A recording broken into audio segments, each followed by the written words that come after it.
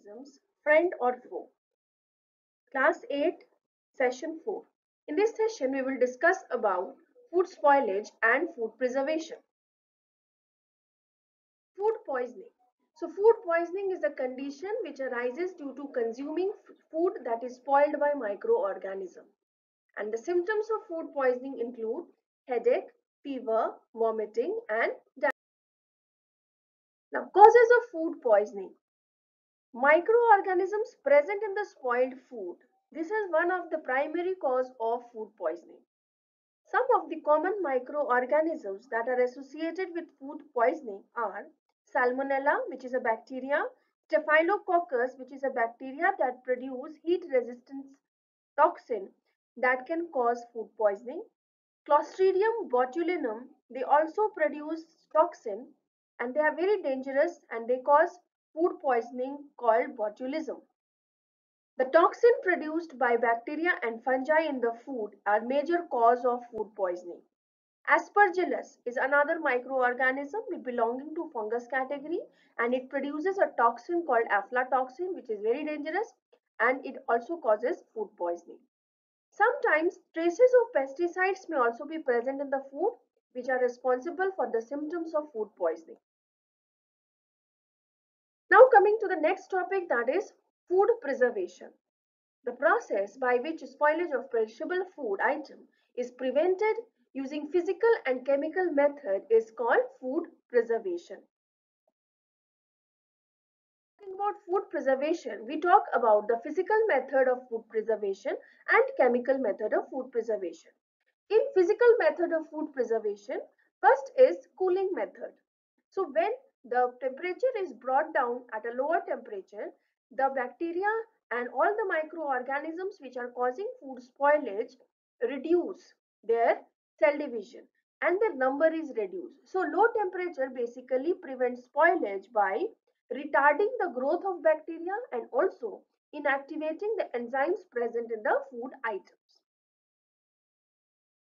And pasteurization is one of the important method, physical method of food preservation, especially for milk.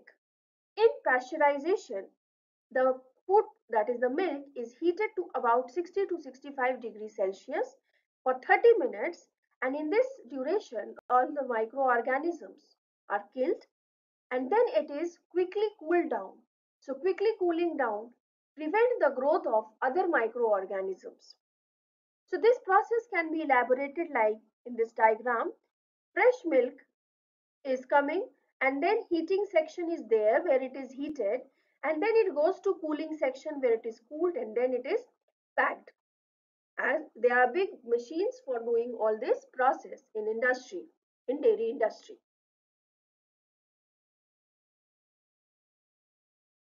Method of food preservation is dehydration process.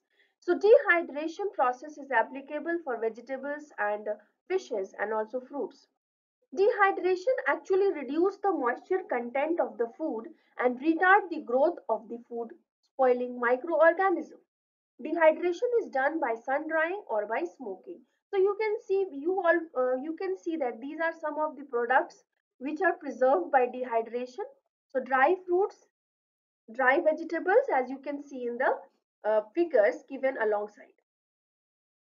Vacuum packaging is another method of preserving food. In vacuum packaging, snacks, chips, etc. that contain oil, they are packaged by removing the air from it and put it under vacuum condition. In such condition, in absence of oxygen, microorganisms cannot grow and also it also retard the oxidation of fat and oil. So the spoilage of food is prevented.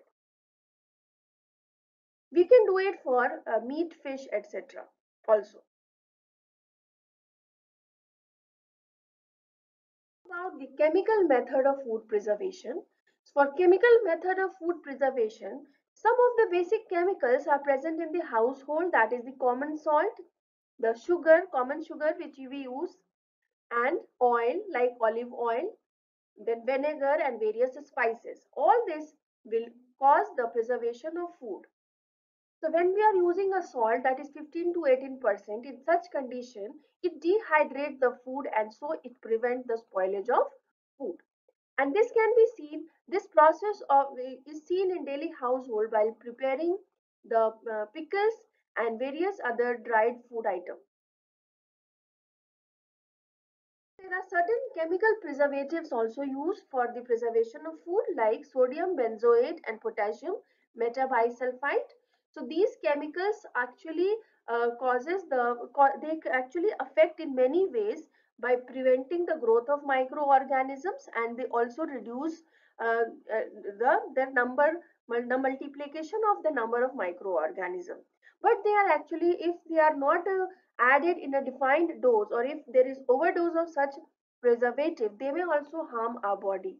So we can see that burger and pizza and french fries and all, they are preserved, the things are preserved with the help of chemical preservatives. The bread of the burger, they are preserved by chemical preservatives. Now, there are certain basic advantage of preserving the food. Let us discuss this. First, it decreases the food wastage. So, more the food is preserved, the wastage is reduced. Second, it increases the shelf life of the perishable food. Shelf life means every food item has its own life for which it gets spoiled, after which it gets spoiled. So by using the technique of food preservation, we can increase the shelf life of the food. For example, vegetables like tomato, we know that it is perishable if it is kept for 1 week, if it is not kept under any uh, conditions of cooling, etc. But if we vacuum package it, or if we dry it and keep it, or if we keep it under refrigerator condition, we can increase the shelf life of tomatoes. It also ensures the availability of out of season food material, as we can see that mangoes, which are actually the seasonal fruit of summer season, are now available in winter also because it has been stored and preserved under certain conditions. It also ensures the availability of perishable food items even at a distant place. So it is also helping in transportation of vegetables, fruits, meat and fish products from one state to another, and sometimes even one country to another country. So they are helping in making the food available to distant places. So that's all for food preservation and in this session. Thank you all of you.